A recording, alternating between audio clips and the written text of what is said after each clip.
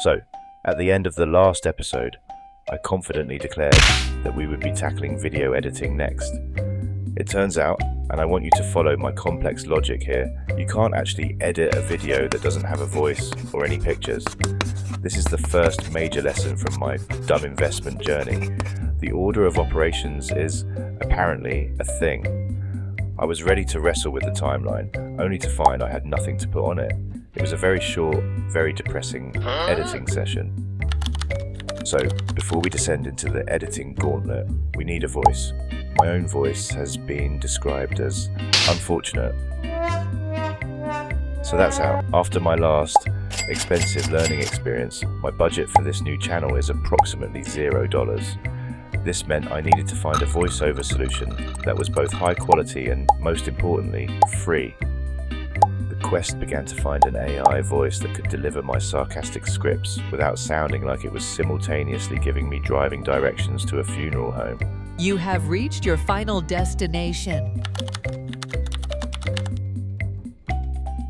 After a painful journey through the internet's back alleys, I landed on a tool called ElevenLabs. I landed on it because its free tier gives you 10,000 characters a month. For the speed I'm currently producing videos, that's more than enough. Here's the process. You pick a voice. After trying a few, I settled on one called Yows. It sounds just the right amount of disappointed in my life choices. Now, the default settings are fine, but the real power is supposedly in the voice settings. According to ElevenLabs, these sliders are your control panel for the AI's soul. Let me show you. Stability is meant to control the consistency and emotional range, and Similarity is supposed to make it sound clearer. In reality, it's like choosing between two shades of beige paint at the hardware store. Let me demonstrate. Here is the voice with stability set to 0.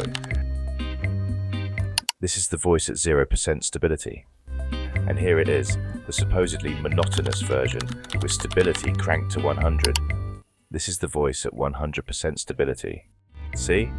It's the corporate find the difference between these two pictures meme, but for your ears. The changes are so subtle, I'm not convinced they aren't just a placebo. So why do I use 40% for stability and 75% for similarity? Honestly, it's mostly superstition. I clicked some numbers, the voice didn't break, and now I'm too scared to change them in case the robot gets angry. This is what peak scientific method looks like.